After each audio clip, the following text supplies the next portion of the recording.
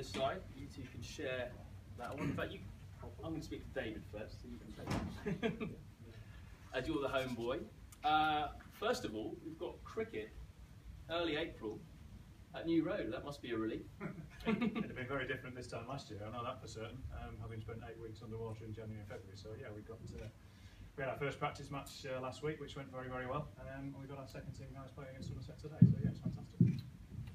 First game of the season, you've got Yorkshire. Tough one. What did you think when you saw that? When I first saw it, I thought Alan was taking the mickey and doing the fixture schedule that the promoted county against the county champions was always going to be a tough ask. So, but we had them 3 years ago when we played Warwickshire and Yorkshire in the first couple of games when we top division, and had 2 cracking games of cricket, to be honest, and the weather was fantastic. So, a test the first game of the season, but hopefully a positive one. You've got to play them at some point, I suppose. Yeah. You're a club that have been between Division 1 and 2 quite a bit over the last few years. How important is the county championship to a county like Worcestershire? Well, for our members and supporters, it's very big, and for the players, I think most of the guys here will say it's still the sort of pinnacle to win the county championship. We've got a strong members and supporters base that love 4-day cricket. We want to sort of continue that on. It's never easy to sort of balance 4-day against sort of 1 day, but with 3,500 members that are all very strong 4-day cricket supporters, we obviously want that to continue.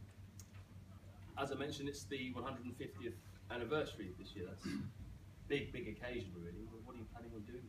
Oh, we've got lots of things going on. Functions-wise, we've got a book that will be coming out sort of shortly.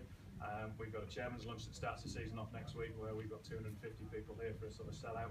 We have a new president in Mervyn King, who at our AGM on Monday was elected to that position and spoke fantastically about his passion for the club.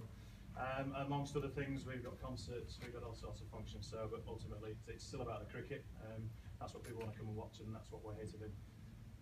A big occasion, as I said, but as a CEO, you realise it's a big chance for you to fill the coffers, right?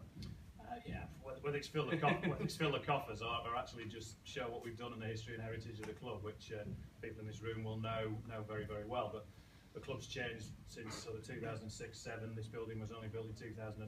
The hotel that we built was 2013-14, and we have plans for phase 3 to join the sort of 2 together over the next few years. So. In the near future, the council are going to raise up New Road, which will hopefully help us to do something with phase 3. So it's a long-term plan to progress both on and off the pitch, and being in the first division will be a test, but it's a good opportunity to show what we can do. I was glad you mentioned that, actually, with the redevelopment then. So can you put a bit more flesh on the bone there?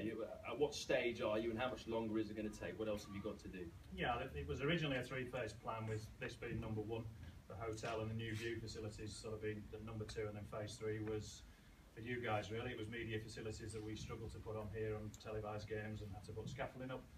But it was also additional conference facilities. So that probably wasn't planned as soon as we might have to do something on the basis that the council are going to raise the road up in the next 18 months, and we want to be part of that project. So, but yeah, it was a 3-phase, sort of 15–16 million pound plan that is still on the cards, that hopefully, as I've said to many people already, gives us the viability 365 days a year to support cricket as much as we possibly can.